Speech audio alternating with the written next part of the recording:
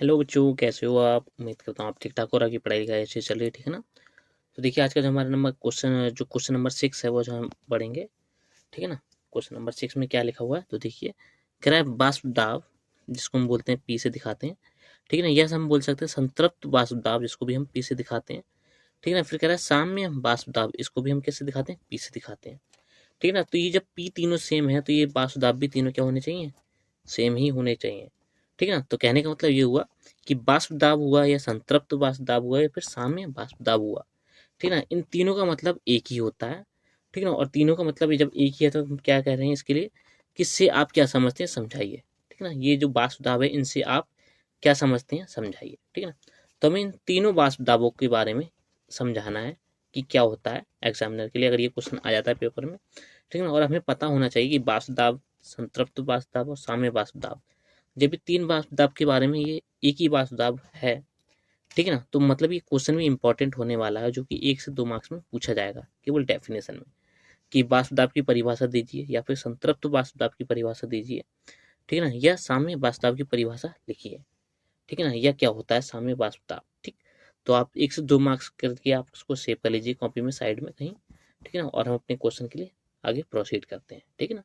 तो देखिए क्या है, वाष्प दाब, साम्य वाष्प दाब या फिर संतृप्त वाष्प दाब, ठीक है ना। तो कह रहा है यहाँ पे जैसे कि क्वेश्चन लिखा हुआ है कि वाष्प दाब को आप संक्षिप्त में समझाइए, ठीक है ना।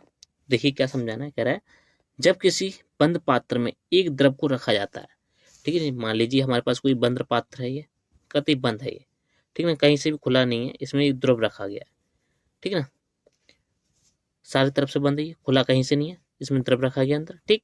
फिर कह रहा है जिसके अंदर से वायु को निकाल दिया था, अब कह रहा है कि इस पात्र के अंदर से वायु को भी निकाल दिया गया, जो एयर है इसके अंदर से निकाल देगी ये बाहर, ठीक है ना। फिर कह रहा है तब बंद पात्र के अंदर एक द्रव वाष्प साम्य अवस्था स्थापित होता है, ठीक है ना। फिर कह रहा है कि इस पात्र के अंतर्गत, ठीक है ना, ये द्रव हो गया, ठीक है ना, और यहाँ पे क्या होगी, इसकी वाष्प होगी, ठीक है ना, इसके अंतर्गत एक साम्य स्थापित होता है, ठीक है ना। इस स्थिति में वाष्पन की दर रेट ऑफ इवोपोरेशन तथा संग्रहण की दर रेट ऑफ कंडेंसेशन के बराबर होती है, ठीक है ना। इस स्थिति में क्या होगा कि जितना यहाँ पे से ये उबलेगा ऊपर की ओर वाष्प बनेगी, उतनी मात्रा पे यहाँ पे क्या होगी, वाष्प इकट्ठी होगी, ठीक है ना। तो इन दोनों के बीच में एक साम्य स्थापित इस प्रकार से होता है कि इस स्थिति में कि वाष्पन की दर और संग्रहण की दर दोनों एक बराबर होती हैं, ठीक है ना। इस स्थिति में ताप को निश्चित रखने पर द्रव की एक वाष्प, कह रहे हैं यहाँ पे कि जब इसको, जैसे हम इसको टेम्परेचर दे रहे हैं, ठीक है ना, तो जो उबल रहा है यहाँ पे, जितना ये उबलेगा, जितनी इसकी वाष्प बनेगी, ठीक है ना, ऊपर की ओर, उतनी ही वाष्प यहाँ पे क्या होगी, इकट्ठी होगी, ठीक है, जबकि हमारा टेम्परेचर क्या है, निश्चित है, ठीक है ना। फिर कह रहा है यहाँ पे कि इस स्थिति में ताप को निश्चित रखने पर द्रव की वाष्प एक दाब आरोपित करती है, ठीक है ना। अब जो यहाँ से जो वाष्प निकल रही है यहाँ ऊपर की ओर, मान लीजिए कोई लाइन है, ठीक है ना, यहाँ से मान लीजिए हमने लाइन खींच दी, इसके नीचे का सारा क्या है, द्रव है, इसके ऊपर की सारी क्या है, गैस है, वाष्प है, गैस वाष्प, ठीक है ना।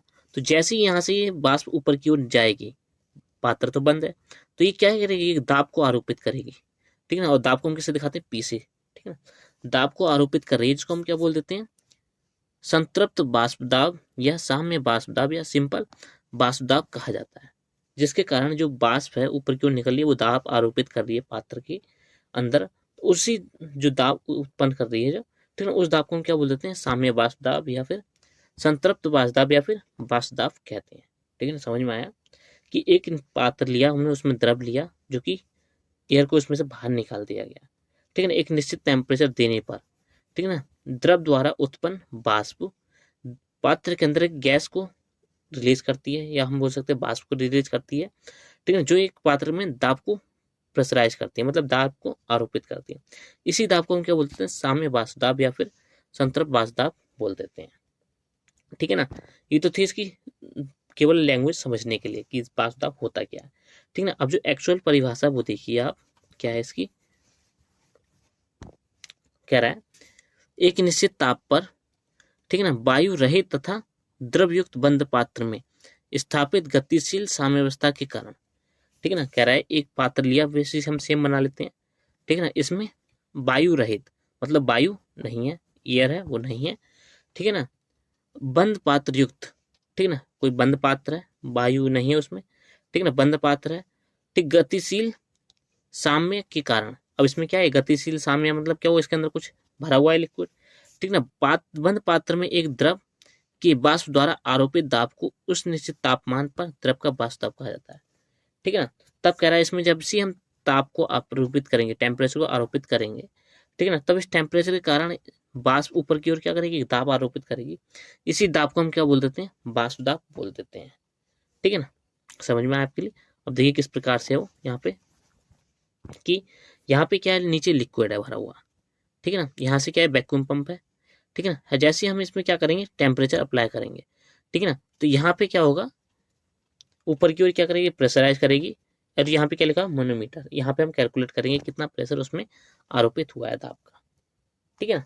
तो यहाँ पे कह रहा है नीचे कि द्रव वाष्प दाब को प्रभावित करने वाले कारक, ठीक है ना, आपको वाष्प दाब समझ में आया, वाष्प दाब क्या होती है, कि एक बंद पात्र जिसमें क्या एयर नहीं है, ठीक है ना, उसमें केवल द्रव भरा हुआ है, तब एक निश्चित तापमान देने पर द्रव द्वारा उत्पन्न वाष्प, ठीक है ना, इस बंद पात्र के अंदर एक दाब आरोपित करती है, जिसको हम क्या बोलते हैं, वाष्प दाब बोल देते हैं। समझ में आ गया ना आपके लिए, चलिए बहुत बढ़िया है, ठीक। अब देखिए आगे कह रहा है कि वाष्प दाब को प्रभावित करने वाले कारक कौन कौन से हैं, द्रव की प्रकृति और तापमान, ये दो ही कारक हैं जो क्या कर सकते हैं, वाष्प दाब को प्रभावित कर सकते हैं, ठीक है ना। तो किस प्रकार से कर रहे हैं, देखिए कह रहा है जिन द्रव की आणविक या फिर अंतराणविक बल प्रबल होते हैं, ठीक है ना, कह रहा है ऐसे द्रव, ऐसे लिक्विड जिनमें अंतराणविक बल प्रबल होता है तथा जिन द्रवों के अंतराणविक बल दुर्बल होते हैं, ठीक है ना, कह रहा है कुछ के प्रबल और कुछ के दुर्बल होते हैं, एक निश्चित तापमान पर दुर्बल अंतराणविक बल युक्त द्रवों का वाष्प दाब अपेक्षाकृत प्रबल अंतराणविक बल युक्त द्रवों के वाष्प दाब से अधिक होता है। कहने का मतलब ये हुआ कि यदि ए और बी के बीच में, ठीक है ना, ये जो अट्रैक्शन है बहुत ही कम है, ठीक है ना, ये मॉलिक्यूल हमने ए डैश माना, ठीक है ना, और एक मॉलिक्यूल हमने बी डैश माना, जिसके अंतर्गत ए और बी मॉलिक्यूल है और इनके बीच में जो अट्रैक्शन है बहुत ही ज़्यादा है, ठीक है ना। तब हमें अगर इसमें 20 डिग्री सेल्सियस अप्लाई करें, ठीक है ना, तो इसका वाष्प दाब जो होगा अधिक होगा, किसकी अपेक्षा, इसकी अपेक्षा, इसका वाष्प दाब क्या रहेगा, कम रहेगा 20 डिग्री सेल्सियस अप्लाई करने पर, ठीक है ना। तो कहने का मतलब यहाँ पे ये है, ठीक। फिर आगे देखिए कह रहा है तापमान, ठीक है ना, कह रहा है टेम्परेचर, यहाँ पे क्या टेम्परेचर की क्या भूमिका बता रहा है, कह रहा है ताप वृद्धि से द्रवों के वाष्प दाब में वृद्धि होती है, ठीक है ना, कह रहा है जैसे ही हम टेम्परेचर इंक्रीज करेंगे, हमने 20 डिग्री सेल्सियस लिया था, ए बी के अंतर्गत कम था अंतराणविक बल और ए बी के अंतर्गत ज्यादा था अंतराणविक बल, ये मॉलिक्यूल हमारा क्या था, बी डैश, और ये मॉलिक्यूल क्या था हमारा, ए डैश, ठीक है ना। कह रहा है जैसे ही हम टेम्परेचर को इंक्रीज करेंगे, ठीक ना, तो ये देखिए इसका तो वाष्प दाब 20 डिग्री पर इतना था, ज्यादा था, किसकी अपेक्षा, इसकी अपेक्षा, ठीक है ना। जैसे ही हम इसको और इंक्रीज करेंगे तो इसके वाष्प दाब में क्या आएगी, और वृद्धि होगी, ठीक है ना। जैसे हमने इसको 21 किया, 22 किया, 23 किया, 24 किया, ये और बढ़ता रहा, ठीक है ना। लेकिन ये क्या है, ये घटेगा कि बढ़ेगा, ये भी बढ़ेगा, ठीक है ना, ये भी बढ़ेगा, लेकिन ये इसकी अपेक्षा क्या रहेगा, डाउन रहेगा, कम रहेगा ये वाला, ठीक है ना, और इसका वाष्प दाब ज्यादा होगा, ठीक। फिर देखिए कह रहा है यहाँ पे आगे, क्योंकि ताप ऊर्जा, ठीक है ना, कह रहा है क्योंकि ताप ऊर्जा से द्रव अणु अधिक ऊर्जा युक्त या अधिक ऊर्जा युक्त या फिर ऊर्जा पा लेते हैं, ठीक ना, जिससे वह अधिक वाष्प प्रवस्था पलायन कर जाते हैं, ठीक है ना। कहने का मतलब हुआ कि जिस कारण जो ए बी है इसके अंतर्गत जो दुर्बल आकर्षण था वो क्या होगा, डिस्ट्रीब्यूट होने लगेगा, ठीक है ना, और ये मॉलिक्यूल है ये गति करने में सक्षम हो जाएंगे ज़्यादा, जिस कारण से वाष्प दाब का मान बढ़ने लगेगा, ठीक है ना, और ये वाष्प में परिवर्तित होने के लिए ज़्यादा मात्रा को अपने बनाएंगे, ठीक है ना, किसकी अपेक्षा, इसकी अपेक्षा, जो बी डैश मॉलिक्यूल था उसकी अपेक्षा, ठीक है ना। चलिए फिर देखिए आगे क्या कह रहा है, ठीक है ना, जिससे वह अधिक ऊर्जा वाष्प व्यवस्था में पलायन कर जाते हैं, अतः दाब पी का मान सदैव ताप पर निर्भर करता है, ठीक है। इस प्रकार से हम कह सकते हैं कि जो टेम्परेचर है, टेम्परेचर पर दाब का हमेशा मान क्या रहेगा, डिपेंड करेगा, ठीक है ना, जो प्रेशर है उसका मान, ठीक है ना, सॉरी, जो टेम्परेचर है, टेम्परेचर पर हमेशा जो दाब का मान है वो क्या रहेगा, डिपेंड करेगा। ठीक है ना। तो यही था हमारा छोटा सा लेक्चर कि किस प्रकार से हम बाष्पदाब, साम्य बाष्पदाब या फिर संतृप्त बाष्पदाब को अच्छे से समझ सकते हैं और अपने 1 से 2 मार्क्स कंप्लीट कर सकते हैं। ठीक है ना। तो आप अच्छे से समझिए, ये 2 मार्क्स के क्वेश्चन हैं हमारे लिए पेपर में। ठीक है ना। मिलते हैं अगले लेक्चर में। All the best, bye bye. अच्छे से पढ़िए, आप अच्छे से रिवीजन कीजिए और पेपर में अच्छे से लिखिए और अपने फ्रेंडों के साथ में डिस्कस कीजिए, वीडियो को शेयर कीजिए। ठीक है ना। और टॉपिक को डिस्कस कीजिए।